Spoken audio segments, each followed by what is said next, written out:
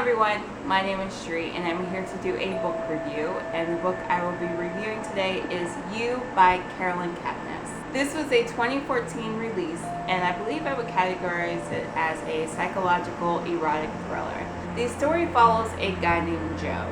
He works at a bookstore, and one day while he's at this bookstore, this girl comes in and he pretty much becomes enamored with her. He begins to develop a crush on her, and they discuss things at the register. He ends up getting her name, and then he starts to pretty much Google her.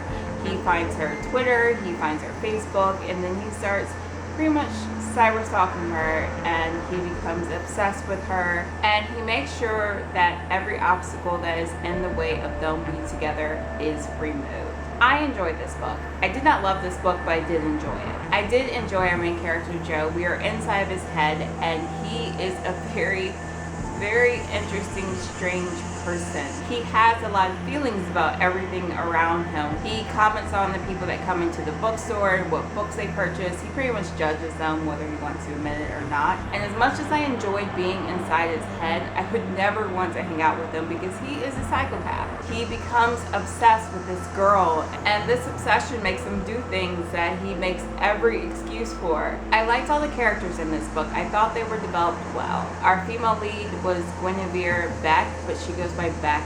She doesn't like being called Guinevere. Getting to know Beck, we learned that she is narcissistic. She loves attention. She loves being the center of attention. And I think that's something that drew Joe to her. And getting to know Beck, we also get to know her friend. She has two friends that are pretty much a duo. I don't think they were ever mentioned in this book without the other one being mentioned as well. They're Lynn and Chana. I think that's how you say her name, Chana or Chana. And when you first meet them, you wonder, how is Beck friends with these people? But I guess sometimes it's just how friendships go, I guess. And then she has another friend named Peach, and Peach is Peach. She is also a bit narcissistic, and she is someone who believes that she is better than certain people in this world. And Joe has many, many comments on each of her friends. And there are also times in this book where I found Joe to be funny. He's like a nonchalant, funny person. Another character we got to meet was Benji. And Benji is like a boyfriend, but I would more call him a friends with benefits type of person to Beck. And we got to see Benji as well as all of these characters through Joe's eyes. And he deemed Benji to be a hipster, and Joe looked down on that. And he looked at Benji as someone who does not deserve to be in the same room as Beck. There was also Mr. Mooney and Curtis, who Joe met before Beck ever came into play. Mr. Mooney is the owner of the bookstore that Joe works at, well, pretty much manages, and Curtis is an associate at that bookstore. And Curtis is someone who he comes to work because he has to come to work, and this is his job, and he's just coming there because he wants the money, pretty much. And I think Joe doesn't like him for that reason as well as others.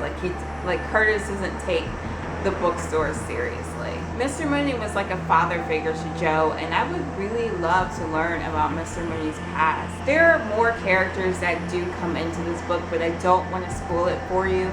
Being in Joe's head was rather trippy at times. I mean, he had a lot of social commentary going on. He told us how he felt about all of the characters that showed up in this book, and the things that he ended up doing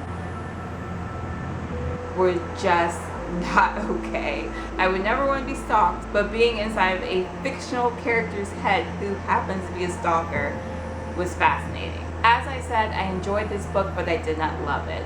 I really, really loved the first third of this book, but the middle part of this book just dragged me.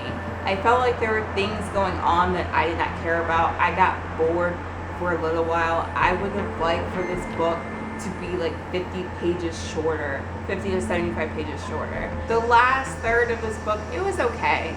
I was okay with what happened. I felt this book to be a little predictable throughout the book, but it wasn't something that I was upset about. I was okay with the predictability. The ending, I figured either two things were going to happen, and one of those things did happen. I would have preferred to be surprised more, but I was still okay with it. it. Overall, I ended up giving this book a 3.5 out of 5. I really liked the characters. I really liked most of the story, and I think because it dragged on so much, the ending didn't wow me. There is a sequel to this book coming out. I think it's coming out next year. I have not decided if I'm going to read that yet. I kind of want to read it just so I can see where this book goes, where this story goes, but I would be okay with considering this a standalone. So that is my review for You by Carolyn Kepnes. Let me know if you've read this book, if you're thinking about reading this book, and if you read this book, let me know what you thought about it. Thank you so much for watching, and I will talk to you guys later. Bye!